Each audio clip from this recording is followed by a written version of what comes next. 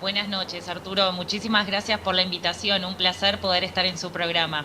Bueno, muy amable. Bueno, el tema es saber eh, de qué manera, cómo hacemos para los que tenemos, entre comillas, la posibilidad de tener algunos ahorros a fin de mes. Recién hablábamos con Juan Carlos fuera de cámara, me dice, mirá, si vos tuvieras, ¿qué haces con la poca plata que ahorrás? Y mirá, a veces la ahorro, bueno, pero la pones en plazo fijo. Mirá, hagamos una cosa, le digo, Juanca, preguntémosle a una asesora, va a estar con nosotros María Laura, así que cuando nos sobra unos pesos, ¿qué nos conviene hacer? ¿Tenerlos guardados como canuto en casa? ¿Ponerlos en plazo fijo? ¿Comprar dólares? ¿Cuál es tu Bien, propuesta? bien. Bueno, es uno de los temas que más nos preocupa y nos ocupa, ¿no? Como argentinos, que tiene que ver con qué hacer con esos ahorros y qué instrumentos o qué opciones existen para no perder poder de compra y para que eso vaya creciendo y vaya generando rendimientos también en el tiempo. En un contexto económico tan desafiante acá en Argentina, donde el dólar sube, el dólar baja, las tasas de interés se ajustan, el riesgo país baja, el desafío mayor no es solamente ahorrar, sino en cómo hacer para que nuestro dinero no solamente no pierda frente a la inflación, sino también que pueda crecer con el tiempo. Y la realidad es que, a ver, como argentinos estamos acostumbrados a conocer el plazo fijo, ¿no? Como única herramienta de ahorro, o comprar dólares y guardarlos bajo el colchón, por ejemplo, Subí el que no volumen. son una buena alternativa hoy, y te voy a contar en realidad por qué, ¿no? No es una buena opción.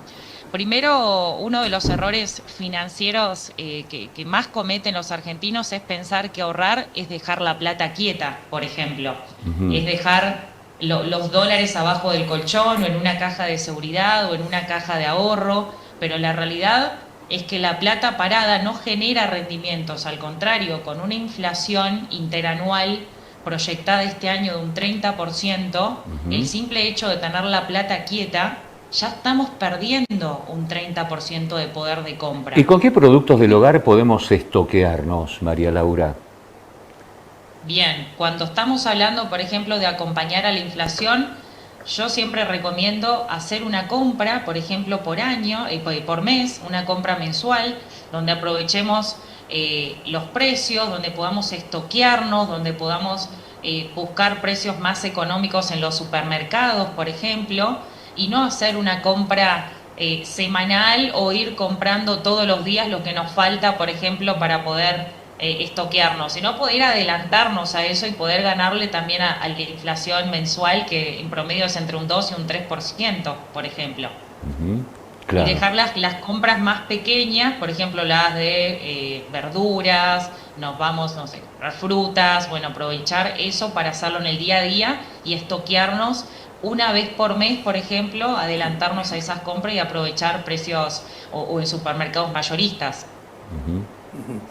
María Laura, buenas noches. Juan Carlos Montiel la saluda.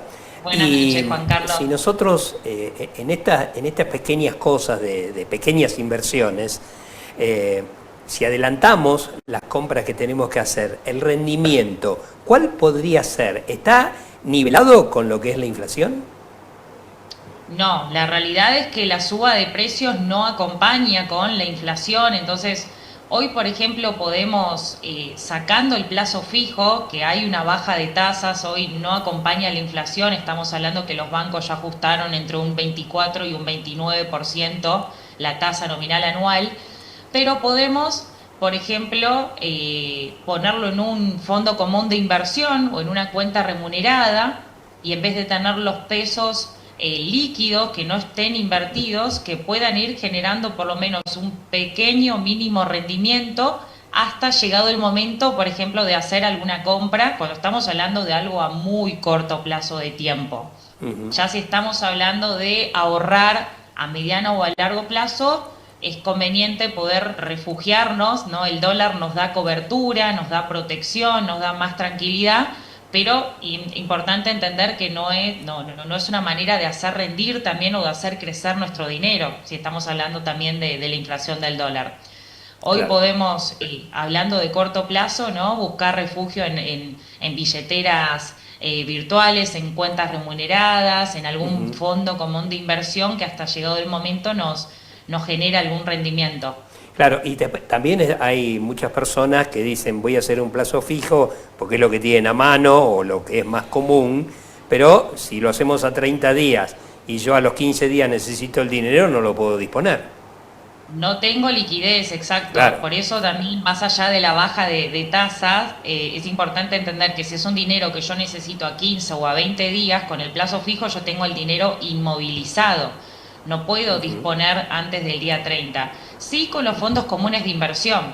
Si bien la tasa, volvemos a lo mismo, no acompaña la inflación, por lo menos me da la posibilidad de poder tener mayor disponibilidad de mi dinero a un día, a 20 días y no tener que tenerlo parado en un plazo fijo, ni que hablar del plazo fijo en dólares, que hoy la tasa es entre un 0,5 y un 1% anual en dólares, cuando estamos hablando de que la inflación del dólar es entre un 3% anual. En 10 años el dólar se devaluó un 30% y en 20 años un 66%.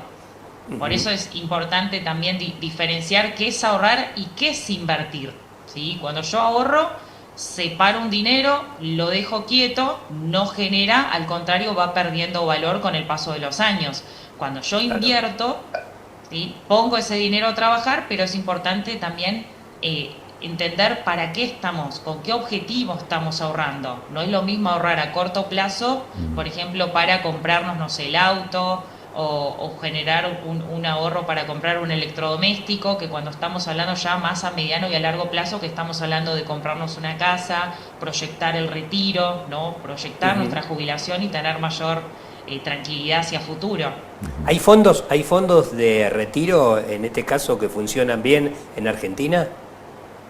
Sí, yo recomiendo cuando estamos hablando de poder ir construyendo un capital con el tiempo, los seguros de retiro son una gran herramienta para eso, más allá de primero darnos el hábito del ahorro y la disciplina de ahorro a través de un ahorro automatizado, que vayan generando también interés a través del interés compuesto. ¿Sí? Los seguros de retiro son muy prácticos para aquellas personas que hoy no pueden ocuparse, por ejemplo, de sus inversiones y necesitan tenerlo a través de un ahorro automatizado, que de acá, por ejemplo, con un ahorro de $200 mensuales por 30 años, yo puedo construir un patrimonio de entre 200 y 300 mil dólares para llegado el momento de mi retiro y de mi jubilación, más allá también de los beneficios fiscales que hoy tienen también los seguros de retiro, además de darnos la posibilidad de ahorrar, por ejemplo, en pesos, y poder invertir en instrumentos dolarizados. Ahora, ¿tenemos seguridad jurídica en Argentina para hacer ese tipo de cosas así a 30 años? Sí, hay compañías, por eso no es lo mismo el respaldo internacional que una compañía que tenga solamente respaldo argentino. Yo siempre recomiendo, hay una compañía, por ejemplo, como Zurich, que tiene respaldo internacional, que tiene más de 150 años en el mundo, y que en el 2001 fue una de las únicas compañías que honró los compromisos de los argentinos en dólares, en la moneda pactada, cuando acá se había prohibido, por ejemplo. Es importante analizar la solvencia y la trayectoria de la compañía cuando estamos hablando de construir un capital a largo plazo, y los seguros de retiro son los únicos que garantizan rendimiento y que garantizan capital. Ahora, para llegar en 30 años a esos $300.000, ¿qué inversión tengo que poner todos los meses? ¿O qué dinero tengo que disponer todos los meses? Bien, eso va a depender de cada uno, ¿sí? ¿No? Primero es analizar, para eso se hace una reunión de planificación, para analizar cuáles son tus objetivos, cuánto es tu capacidad de ahorro, bueno, cuánto es tu nivel de ingreso, cuántos son tus gastos fijos, y en base a eso poder proyectar cuánto es el ahorro mensual que yo puedo destinar todos los meses, por ejemplo, para una inversión más a largo plazo, mientras puedo ir también invirtiendo a corto plazo. Entonces, siempre se habla de destinar un 10%, por ejemplo, de nuestra capacidad de ingresos, ¿sí? O el famoso 50-30-20, que está atado a, bueno, 50% todo lo que tiene que ver con gastos fijos. ¿Sí? El gasto fijo, los gastos del alquiler, luz, ¿no? Expensas, servicios, seguros obligatorios, obra social. Cuando hablamos de gastos variables, 30%, bueno, acá ya poner en esa canastita esos ahorros o ese dinero que voy a necesitar para los gastos que no son obligatorios o fijos, ¿no? Salir a comer afuera, comprarnos ropa, comprarnos una zapatilla, irnos al cine, y un 20% lo que podría destinar, por ejemplo, al ahorro, ¿sí? Y ese ahorro dividirlo entre el largo y el corto plazo. Por ejemplo, un 10% corto plazo y un 10% ya más a largo plazo. Y por sobre todas las cosas, bueno, de entender también que lo importante es poder separar el ahorro siempre al inicio de mes, ¿sí? Es como Claro. pagarme a mí primero, es separar ese ahorro, ¿no? Todos los meses, porque si vos lo dejás al final del mes, es muy probable que ese ahorro termine siendo cero, porque en el medio algo va a suceder. En cambio, si nosotros separamos ese ahorro al inicio de mes, es mucho más fácil poder automatizarlo Y este cumplir tema, con eso. que es popular a veces de decir ahorrar en ladrillos. Bien, bueno, otra de las formas de excelencia, ¿no? Para el argentino, que es, bueno, a ver, hace 30, 40 años invertir en ladrillo, ¿sí? Era una buena opción. Con un dólar un poco más estable, la realidad es que hoy, primero que el ladrillo no te da liquidez, ¿sí? Si vos necesitas disponibilidad, rápida disponibilidad de ese dinero, vos no podés salir a vender la casa de la noche a la mañana, ¿sí? Entonces, primero también preguntarnos con qué objetivo estamos comprando una casa. Si es con el objetivo de generar una renta mensual todos los meses, por ejemplo, con ese alquiler, es muy bajo el rendimiento que genera un alquiler con respecto al dinero que yo tuve que invertir en esa casa. Se habla que en promedio se necesitan entre 20 y 30 años solamente para recuperar el capital que yo estoy invirtiendo en esa casa, ¿sí? Solamente. Y más o menos en promedio el alquiler representa un 3% anual en dólares de esa inversión. Entonces, otra cosa es, bueno, yo quiero tener mi casa como ahorro, ¿no? Como refugio, porque quiero vivir, quiero tener una casa, pero no como una forma de inversión. Ahora, por ejemplo, he tenido conocidos que me dicen, yo no quiero tener nunca ni me pienso hacer nunca una casa. Prefiero siempre alquilar porque a la larga me va a salir más barato. Sí, yo coincido 100% y es algo que lo aplico también con mis finanzas y cuando recomiendo a cualquier amigo o cualquier cliente que ese dinero que vos inmovilizás en un ladrillo, tranquilamente lo podés tener invertido. Por ejemplo, si sos conservador, hoy existen fondos comunes de inversión en dólares, cauciones bursátiles en dólares, que es como el plazo fijo, pero de la bolsa. Existen las obligaciones negociables, que son bonos de empresas privadas, donde nos dan entre un 7, un 8, un 9% anual en dólares y no inmovilizamos tanto dinero. Tenemos mayor liquidez y tenemos la posibilidad de generar mayor rendimiento y que propio de esa renta yo pueda pagar, por ejemplo, todos los meses el alquiler solamente con los rendimientos de mis inversiones. Ahora, ese Entonces, miedo, María Laura, también lo tienen los empresarios, ¿no? Porque, digamos, si no hay una política que acompañe un crecimiento, una inversión, si no hay leyes que favorezcan también para que el empresario invierta, hay muchos miedos dando vueltas todavía. sí, eso no cambia, pero el simple hecho de no hacer nada también estamos tomando decisiones. Por eso siempre se habla de diversificar, ¿no? Cuando uno diversifica, trata de mitigar un poco el riesgo.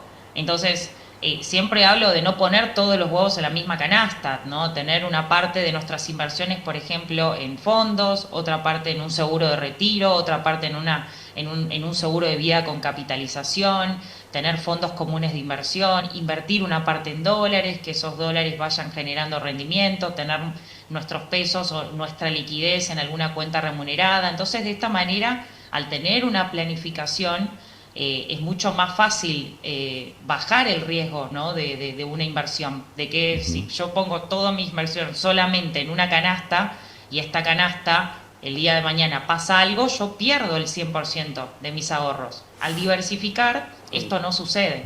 Ahora, ¿qué lectura hace usted, María Laura? Ahora, perdón, a lo mejor querías preguntar algo. No. ¿Qué lectura hace usted, María Laura, de esta reunión que tuvo el presidente Milei con empresarios en Estados Unidos que se sacaban fotos con él?